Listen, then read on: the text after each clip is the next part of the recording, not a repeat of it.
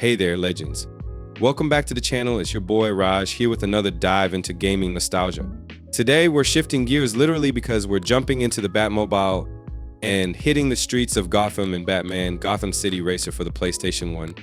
Now, if you're a fan of Batman, and let's be honest, who isn't, this game might already hold a special place in your heart. But for those who haven't had the chance to experience it, let me set the stage for you.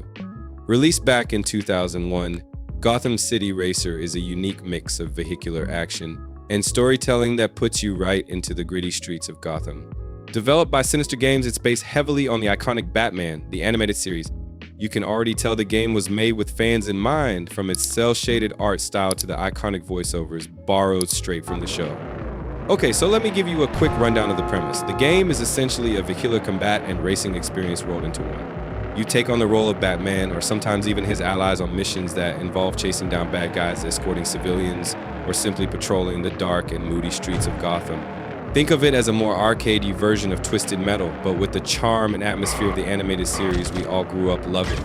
One of the coolest parts, you're not just limited to the Batmobile. Throughout the game, you'll also get to control other vehicles like the Batcycle and even vehicles used by Robin and Nightwing. And each mission feels like its own little episode from the animated series, complete with voiceovers and cutscenes tying it all together. What really hooked me when I first played this was how closely it stuck to the animated series tone. The intro screen, the music, and even the way Gotham City is designed, it's like stepping back into the early 2000s and reliving Saturday mornings when you wake up early to catch Batman taking on the Joker, Harley Quinn, or Two-Face. But nostalgia aside, let's talk gameplay, because this isn't your typical Batman game where you punch thugs in an alley. Nope. This game throws you into high-speed chases, time-based missions, and a mix of combat and strategic maneuvering. Sure, it's a bit dated compared to what we're used to now, but there's something undeniably charming about how simple and focused it is. Alright, before we get into the meat of the gameplay and my honest thoughts, let me know in the comments, have you played this one before? Or maybe it's been sitting on your retro game backlog. Either way, buckle up because this ride is just getting started. Let's take a closer look at how it plays, what makes it worth your time, and whether or not it still holds up today. Alright legends, that's all for the intro and setup. Stick around because next we're diving straight into the gameplay itself, what works, what doesn't, and all the little details you might have missed. Trust me, you don't want to miss this one. Alright legends, here we go. We're diving into the first few missions in Batman Gotham City Racer, and guess who's the main villain we're dealing with? That's right, Two-Face.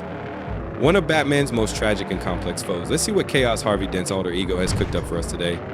Alright, legends, we're officially jumping into the Two-Face arc, starting with Mission 1. The objective here is pretty straightforward: get to the docks before Two-Face can vanish into the shadows of Gotham. Simple, right? Let's see how it plays out. Man, these controls, they're classic PS. One super sensitive, but oddly satisfying once you get the hang of it. And can we talk about this Gotham design for a second? The city just oozes that animated series vibe with its dark skies, gothic architecture, and neon-lit storefronts. They nailed the atmosphere for sure. Okay, here we go. The docks are just up ahead. I remember the first time I played this, it felt so immersive, rushing to a location like you were really on a mission. No punches or gadgets yet, but the anticipation, chef's kiss. All right, first mission done.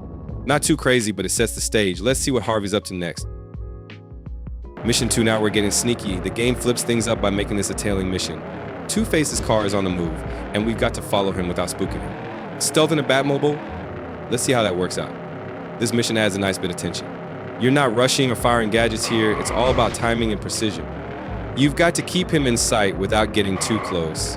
And honestly, for a game like this, that's a fun change of pace.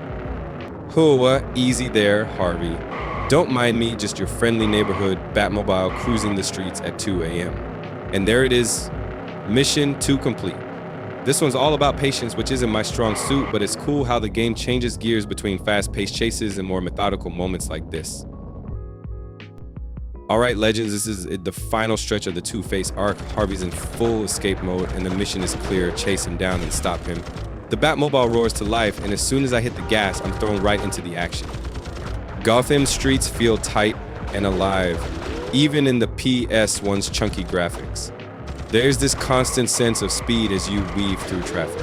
The controls are, let's call them old school precise. You've got to stay sharp because one wrong move can send you spinning into a streetlight. I'm closing the gap on Two-Face's car, and that trying to lose me in the chaos of Gotham's traffic. The guy's not making it easy, but this is where the Batmobile shines. I punch the boost, the camera shakes, and that engine roar. Classic Batman vibes. Then it's time for some action. And here's the part that gets your heart pounding. It's not just about speed. You've got to think fast, anticipate his moves, and time everything perfectly. I skip this time, it's all over. His car screeches to a stop, spinning out of control, and the mission ends with the Batmobile cornering him. Man, what a ride. That chase had me gripping the controller the whole time. It's not just the gameplay, it's the vibe. The sound of the engine, the dark Gotham streets rushing past, and the constant feeling of being Batman, outsmarting one of his most unpredictable foes. Even after all these years, this mission just hits different. It's the kind of experience that reminds you why these retro games stick with us. They're not about perfection, they're about putting you in the moment, making you feel like a hero, even if just for a little while. And that's a wrap on the first part of Batman, Gotham City Racer, the Two-Face arc.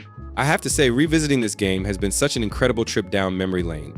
This isn't just another driving game, it's a love letter to Batman, the animated series.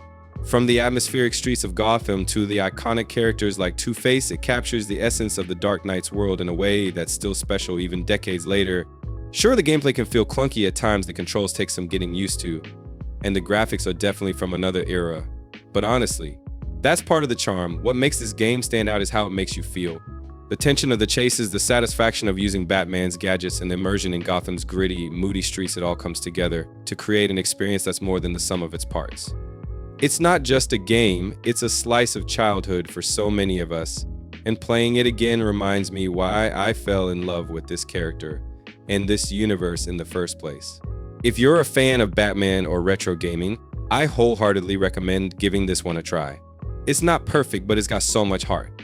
Sometimes it's the imperfections that make something memorable, right?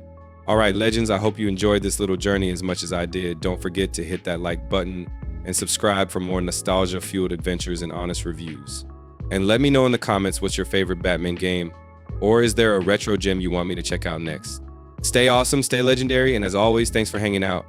Until next time, this is Raj signing off. Keep gaming and keep being the hero of your story. Peace.